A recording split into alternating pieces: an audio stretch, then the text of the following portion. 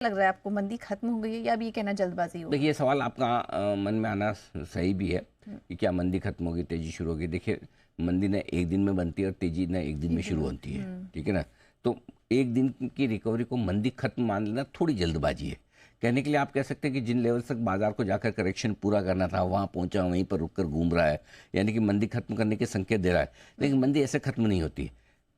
हो गई तो अच्छी बात है, लेकिन उसके लिए कुछ कन्फर्मेशंस चाहिए। और वो कन्फर्मेशंस क्या चाहिए? 3। आप बोलोगे 3 तो बहुत ज़्यादा मांग रहे हो, पहले आप 3 सुन लो फिर डिसाइड करना ज़्यादा कन्फर्मेशन है। कन्फर्मेशन नंबर 1, लोअर लेवल से थोड़ी सी वॉलेटिलिटी बढ़नी चाहिए, जो कि आज नहीं है। आप देखो आज किधर है? नहीं, आज 23,135 का लो है, 23,265 का हाई है, यानी कि मुश्किल से 125 पॉइंट की रेंज में, 100 पॉइंट की रेंज में पूरा टाइम पास हुआ। ये वॉलेटिलिटी नहीं। तो पहली चीज़, मंदी खत्म हो उसके लिए ये चाहिए वॉलेटिलिटी। वॉलेटिलिटी क्यों चाहिए समझिए। एग्रेसिव ट्रेडर्स जो बेचना चाहते हैं या इन्वेस्टर्स, उनको बेचने का मौका मिले, सामने कोई बायर भी एग्रेसिव हो जो कूद कूद के रहे कि यार ये लेवल मुझे बार बार नहीं मिलेंगे, मुझे ले ही लेना है बस। जब वो एग्रेसिव बायर आता है तब जाके, और एग्रेसिव दोनों के बीच में जो कश्मकश होती है, टक्कर होती है, तब वो वॉलेटिलिटी बढ़ती है। तो वो अभी मिसिंग है, नंबर 1। नंबर 2, शॉर्ट सेलर्स के 2-3 बार कम से कम स्टॉप लॉस ट्रिगर होनी चाहिए। अभी तक आज का पहला स्टॉप लॉस किसी ने रखा होगा, सबसे छोटा तो 23,265 का रखा होगा, वहां पे भी टच हुआ। दूसरा स्टॉप लॉस किसी का क्या होगा? 23,350 का होगा। तीसरा होगा 23,430 का, और अल्टीमेटली 23,500 के आसपास का। तो इसमें से एक भी स्टॉप लॉस अभी तक ट्रिगर नहीं हुआ, इसलिए आप खतरे से बाहर नहीं। कुछ ऐसे लेवल के ऊपर निकले जिसमें शॉर्ट सेलर को पहली बार मंदी काटने पर मजबूर होना पड़े। अभी तक तो ऐसा एक भी लेवल आया नहीं जिसमें, ये मैं निफ्टी की बात करूँ, बैंक निफ्टी की नहीं, निफ्टी की, ठीक है ना। तीसरी चीज़ जो चाहिए पूजा हुई है कि इंट्राडे और क्लोजिंग दोनों बेसिस पे इंडेक्स कुछ बड़े लेवल के, ऐसे इंपॉर्टेंट लेवल के ऊपर निकले और टिके और बंद हो, जो अभी तक नहीं हुआ है। इसलिए अगर आज 23,350 के ऊपर की क्लोजिंग मिलती है तो हम कहेंगे कि पहला संकेत ये आया है कि भले ही वॉलेटिलिटी ना हुई हो, या तो आप वॉलेटाइल हो जाओ तो अच्छी बात है, वॉलेटाइल नहीं हो रहे तो फिर आप ऊपर निकलो किसी लेवल के ऊपर।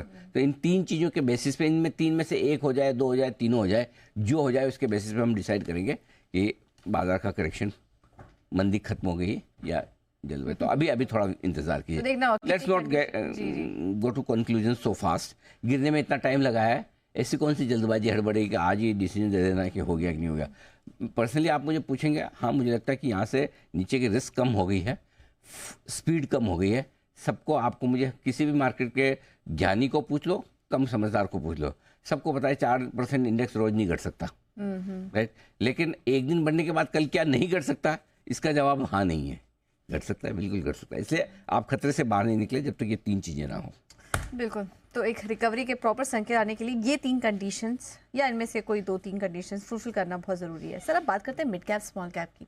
भारी गिरावट आई, लेकिन आज ये जो रिकवरी नज़र आ रही है, इससे क्या संकेत मिल रहे हैं?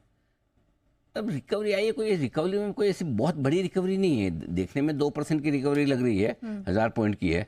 14% घटा, 2% तो बढ़ेगा ना, है ना। घटा भी तो 14% है। कल 4.5% घटा, आज 2% बढ़ा, तो कौन सा मतलब ऐसा कोई ऐसी तोड़फोड़ रिकवरी नहीं है कि जिसको मतलब आप कॉलर ऊंची करे, देखो मैं एक ही दिन में वापस ऊपर आ गया, ऐसा कुछ नहीं है। स्मॉल कैप भी आप देखिए, स्मॉल कैप कितना रिकवर हुआ है। स्मॉल कैप भी मेरे ख्याल से 1.25% देखा था मैंने आखिरी बार, हाँ 1.5% है ना।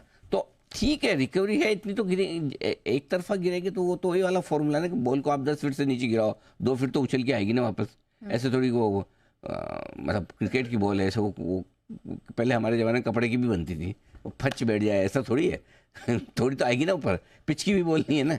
सो मेरा ये मानना है कि छोटे मझोले शेयरों में खरीदारी पूरी तरह से लौटने में अभी भी वक्त लगेगा। एक और इंटरेस्टिंग चीज़ क्या है पूजा, हो सकता है आपको जैसे 2% इंडेक्स ऊपर दिख रहा हो, राइट। अब इंडेक्स ऊपर दिख रहा है, इसका मतलब नहीं आपका share mid cap small cap वाला ऊपर होगा। क्यों? आज इंडेक्स, मिड कैप इंडेक्स आपको 2% होगा, बताओ क्यों? सारे अदानी के स्टॉक है उसमें। अगर आपके अदानी ग्रुप के स्टॉक आज चल रहे हैं, देखो लाओ अदानी ग्रुप एक से एक सब 8-10-15% ऊपर है, आपका इंडेक्स तो ऊपर दिख रहा है। लेकिन क्या सब बढ़े हैं क्या? नहीं ना। तो इसलिए इंडेक्स में अलग चीज होगी, इसलिए मिड कैप स्मॉल कैप शेयरों में थोड़े समय तक अगर कोई भी फंड मैनेजर उसको पैसा लगाना है मार्केट में, तो छोटे शेयरों पे कम लगाएगा, बड़े पे, क्योंकि करेक्शन के बाद अब ज़्यादा आकर्षक लार्ज कैप्स हैं। रिस्क एक ही लार्ज कैप्स में कि एफआईज कभी बेचने आ जाए तो अब वो तो रिस्क तो हमेशा मार्केट में आप लेके ही चलते हैं, जिस दिन पैसा लगाया उस दिन से लाइफ में सारे रिस्क शुरू। ट्रम्प की रिस्क, चाइना की रिस्क, इसराइल की रिस्क और आलतू फालतू जितनी हो सकती सब रिस्क। नहीं लगाओ तो क्या हो रहा होगा चाइना में, हमारे क्या फ़र्क पड़ता है, शी जिनपिंग क्या करता है कि क्या उनका इकोनॉमी का हाल क्या है, कि इसराइल किससे लड़ रहा है, हमें क्या लेना है, अमेरिका का ट्रम्प जो करना है। जब तक आप शेयर बाजार में पैसा नहीं लगाएं, ये सारी बड़ी बड़ी चिंताओं से दूर रह सकते हैं है ना। जैसे आप नहीं लगाते हैं पैसा स्टॉक मार्केट में, तब तक आपको चिंताएं अपने घर की रहती है, बच्चे पढ़ रहे नहीं पढ़ रहे हैं, घर में 31 तारीख तक पूरा राशन चलने के लिए पैसे हैं कि नहीं है, ये सारी। जैसे आप पैसा लगाते हैं उसके बाद आपकी चिंताएं ग्लोबल हो जाती है, बड़ी चिंताओं में लगे हुए, सोच बड़ी हो जाती है, छोटी से बड़ी चिंताओं में शिफ्ट कर लेते हैं। बिल्कुल, तो सही है ना। होता तो है ऐसा।